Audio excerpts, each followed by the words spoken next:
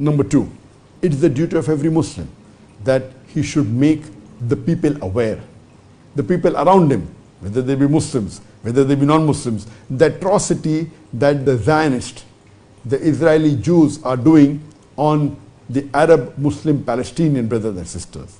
You can inform one-to-one to your friends, maybe to a gathering, maybe on the social media, whether you have a Facebook account, whether on the WhatsApp, whether on the YouTube, whether on the Instagram, whether on TikTok, whether on X. See to it that you make the people aware of the atrocities the Israelis are doing, the Zionists are doing on the Palestinian brothers and sisters, on the innocent children, on the innocent human being, on the innocent woman.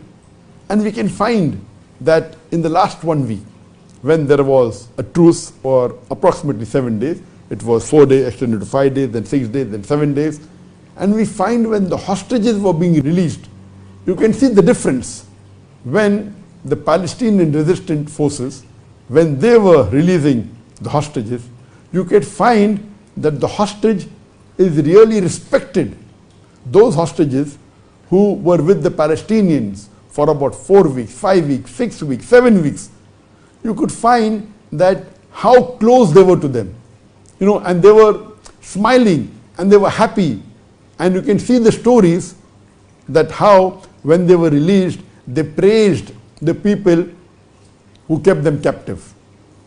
And you can hear the stories, what they said, that these people, they protected us. And imagine if you were one of them, if you were one of the captives, one of the hostages.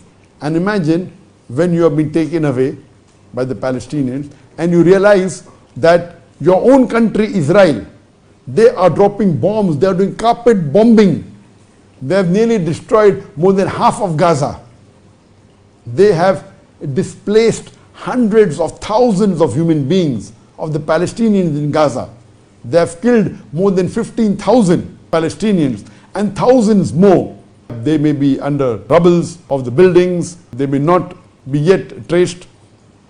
And when you find that your own country is bombing and your captives are taking you under the tunnel and keeping you safe, what will be the plight?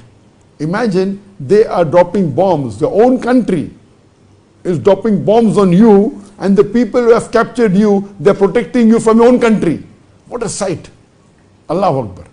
And they saw to it that they gave them food, and they gave them food better than what they ate.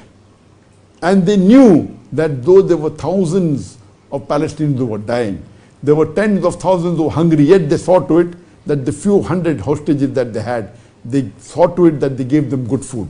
They took care of them. They had medical doctors attending them 24/7. They took care of the needs of the women, and they saw to it that they felt safe. The treatment that they got for the last few weeks, 5 weeks, 6 weeks, 7 weeks, was phenomenal. It changed their life. Contrast vis-a-vis when the Israeli forces, when they are releasing the hostages which they kept for 5 years, 10 years, 15 years, without any charges, when they were released, they were talking about the atrocities that the Israelis did on them. The condition of the prisons were atrocious. They were not given food to eat. They were not even given one proper meal a day. They could not see the outside world, and they were not allowed to read books, not allowed to hear the news. You could see the contrast between the two hostages or the two types of prisoners.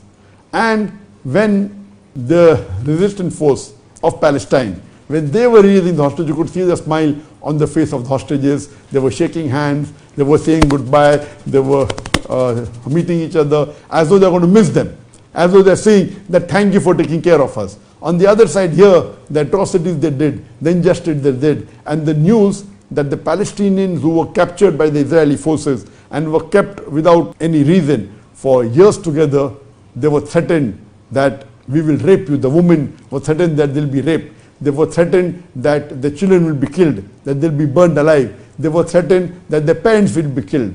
They were tortured. See the contrast. Gives an example of a true Muslim, that even though when they kept hostages, they saw to it that they protected them. They protected them more than their own family members. They're protecting them more than what they did to their own citizens. So this is a sample of Islam. And surely the world has seen this, because of which thousands of non-Muslims accepted Islam.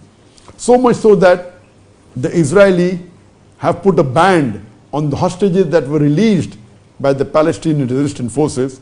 They told that the released hostages should not give any interview to any of the news channels. They were afraid. So you can see that this is Allah's plan. Why, if Allah wants, Allah can stop it.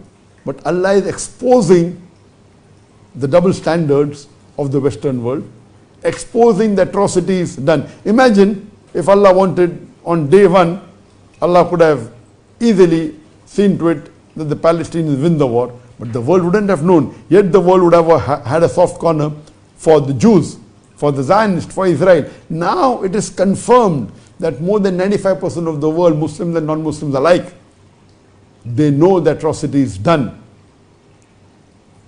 by the Israelis, by the Zionists. So this is Allah's plan. Number two, should make it known to the best of our ability, every Muslim, to make it common. They find it, they should spread it. Check up that the news is correct and spread it on their social media account, on their Facebook, on the WhatsApp, on the YouTube, on the Instagram, on the TikTok, on the Twitter, on the X, as far as possible.